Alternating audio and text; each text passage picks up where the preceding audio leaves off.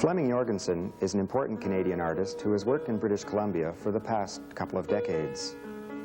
He works in a variety of media, from silkscreen to watercolors, and more recently in acrylic, to interpret the coastal land and seascape. I'm Nicholas Tuele, a curator of an exhibition of Jorgensen's work at the Maltwood Art Museum and Gallery. In our program, we will have a look at Jorgensen's work from the past 25 years and hear from the artist himself about his career.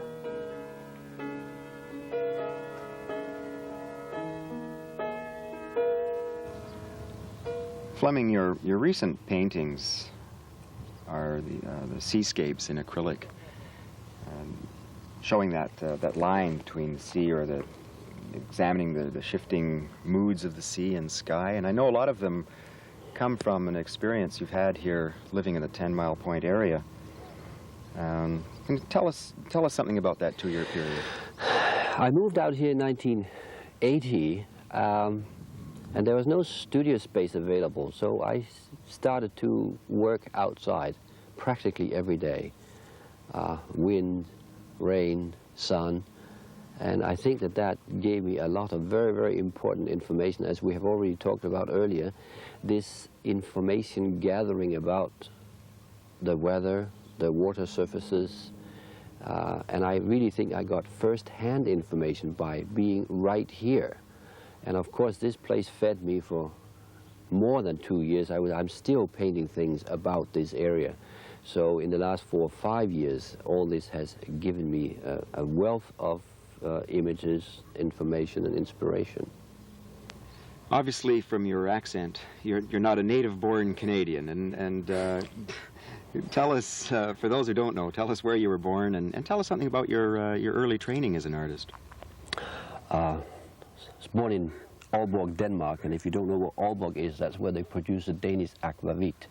Delightful stuff. It is indeed. I always wanted to become an artist. Probably didn't know very much about what an artist was, and why I said that to my mother. She said, "So you want to become an artist, Flemming? You can't, because they're always drunk." And this was a kind of image my mother had of what an artist was. However, I served a 4-year apprenticeship in display and design, and that got me in touch with the art school. It got me in touch with a private group of contemporary painters at the time, which I joined, and I think that the 4 years of my apprenticeship really served me extremely well. I didn't have a great deal of freedom, but I had a very good fundamental background. I came out here in 1958.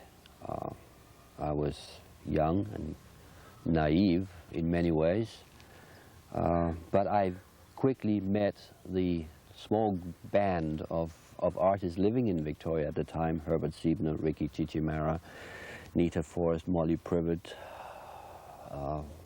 and so on. And I started to work with Herbert Siebner, and I started to exhibit with this small group of painters. I see in the early works which you produced in Victoria, in the very, say right at the start, in the early 60s, I suppose, obviously some influence of Siebner, but I think too by the mid-60s you were striking out on your own. Your own vision was starting to focus, and I think, was it from '63 you won an important prize in Montreal? And then your own style starting to assert itself. Yeah, because I sort of drifted away from this particular group, and I started to associate with other people. Tony Arne became a friend of mine. Don Harvey became a good friend of mine, and there were people coming in and out associated with the university, and I met a lot of these painters, worked with them, and I think that I picked up these various influences and vibrations. I'm sure that for some time in the mid-60s I was at sea. I really didn't know where to go, and in order to go somewhere, I probably have to admit that I jumped on a couple of bandwagons now and then, but at least it got me somewhere. Yeah, I think in the late 60s it started to, and definitely in the 70s it had formed itself. I think that I had gathered enough of that information that I was really I was having an aim, it was going somewhere. What about the what about some of the trips you've made as well? I know over the years you've had occasion to go traveling on Canada Council grants. Is there any one particular trip that served as a wellspring for you? Oh, well, yes, I think that's the trip to Greece probably was the highlight, probably the most profitable trip that I have made in the sense of what came out of it. I went there in 1973 with Tony Onley, and I painted paintings that had to do with Greece up to 1976. So it just kept on going and going and going. I milked it totally empty. But as I say, in 1976, I started to do something else. I wanted to get away from the kind of painting I was doing. It was getting a bit too easy, a bit too formalized in a sense, and I changed my attitude. Jorgensen has developed a sixth sense that tells him when he is in danger of repeating himself or simply creating according to formula. Through vigorous personal challenge, he finds ways to break out of a stylistic path just at the point where it would become a cliché. In the late 1960s, a period in which he admits to finally achieving his focus, Jorgensen turned his attention full-time to making silkscreen prints. It wasn't long before he received international acclaim for his mastery of this most difficult medium.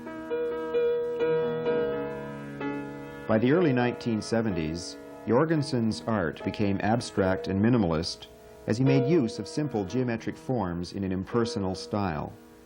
Landscape references continued to be made in the titles of the works. However, little identifiable subject matter is found in their content. The artist's concern is with order, and order is achieved through simplicity. Then, in 1973, Jorgensen's creativity was richly inspired by the intense light and forms of the Greek Isles. His artistry captured the rounded Byzantine architecture with beguiling simplicity. For the past few years now, the artist has found a satisfying wellspring of creativity in the dichotomy of the sea and mountains of British Columbia. At the Water's Edge, a watercolor series inspired by a trip to the Kootenays, and more recent acrylic on canvas paintings from the 10 Mile Point area in Victoria, demonstrate a synthesis of his 25 years of experience. These brilliant interpretations of the continually shifting moods of light, sky, and water are infused with an almost hypnotic simplicity. Jorgensen's best work will stand the test of time as he continues to make his unique and important contribution to the story of British Columbia's art.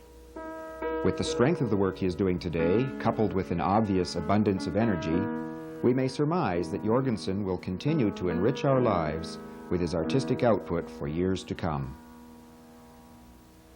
I like to walk that sort of borderline where I'm not always accepted, or whatever I do is not always accepted. Perhaps I would like to stir people's vision, say, hey, what's he up to now? I'm not quite sure what's going on.